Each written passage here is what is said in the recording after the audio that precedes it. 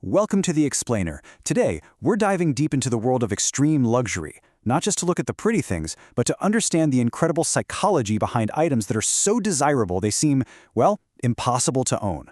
Let's get into it. So, we're going to start our investigation with probably the most famous, most sought-after handbag on the planet, the Hermès Birkin.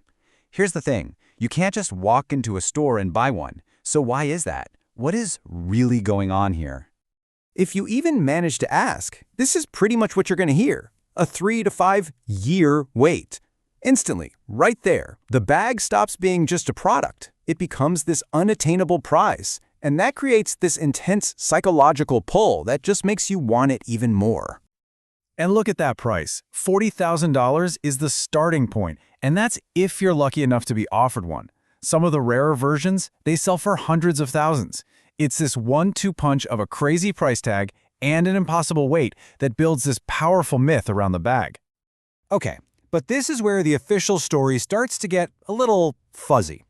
Because that wait list, that supposed scarcity, it might not be exactly what it seems. It's time to pull back the curtain and look at the core tactic that's really at play here. It really all comes down to a core principle of human psychology, one that these luxury brands have become absolute masters of. See, it's not really about making bags, it's about manufacturing desire itself. And this idea is absolutely key. We're not talking about some problem in the supply chain or a shortage of leather. No. This is a deliberate, carefully calculated business strategy. By making you believe an item is super rare, a brand can just send your brain's desire for it into total overdrive. And the reality is, the intense scarcity you're meant to feel, it's a beautifully constructed illusion. The bags exist. They're probably sitting in a stockroom right now. They just aren't for you. Not yet, anyway. And this is just the first tool in a much, much larger playbook.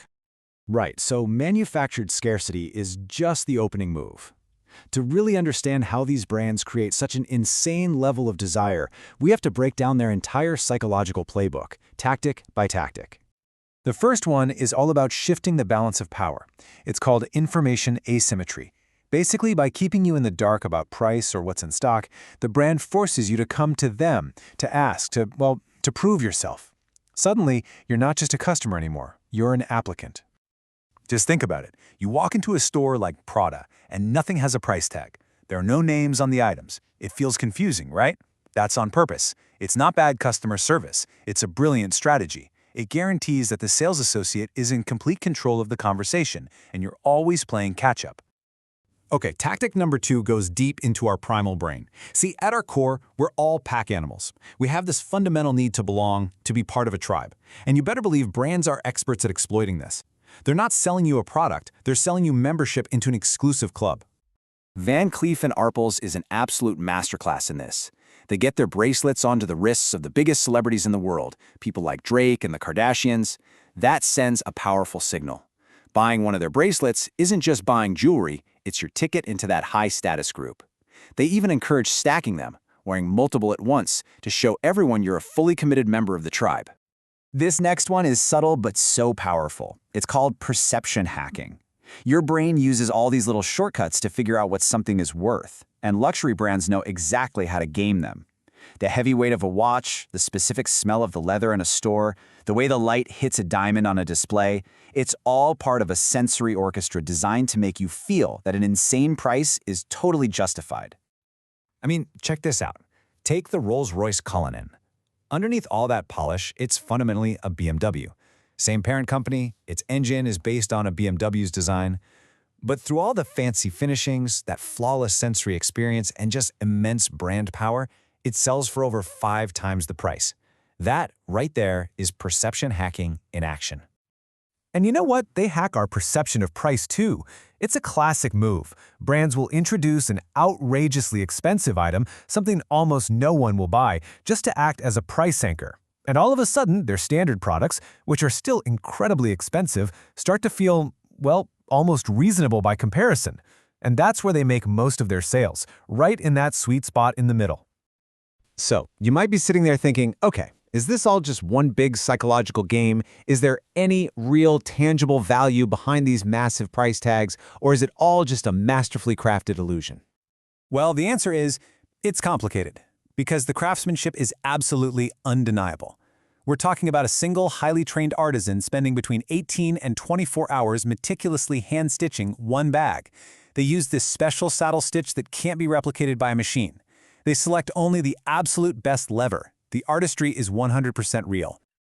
But, and this is a big but, craftsmanship alone does not get you to that price tag. A Van Cleef bracelet might cost, say, $500 to actually produce, but it sells for thousands, even tens of thousands. That enormous gap between the cost of the materials and the final price you pay, that is filled almost entirely by two things: the power of the brand and the perception it is so carefully manufactured. And all of this brings us to the final and honestly the most important question of all. If you're not just buying the product itself, what is it that these brands are really selling you? They're selling a story. There's this concept called narrative imprinting. It's the art of transforming a simple object, a bag that carries your stuff, a watch that tells you the time, into a powerful statement about who you are. The product becomes a shortcut, a vehicle for your own identity. In other words, the purchase is a signal to the world. It's a way to broadcast your values, your status, and the tribe that you see yourself belonging to, all without you having to say a single word. And that's it. That is the ultimate secret of the entire luxury playbook. The man behind LVMH, Bernard Arnault, became one of the richest people on earth, not just by selling nice clothes and bags, but by mastering this incredibly deep understanding of human psychology. He's not in the product business, he's in the identity business. And so, that's the question we want to leave with you. Is it all just a clever psychological trap?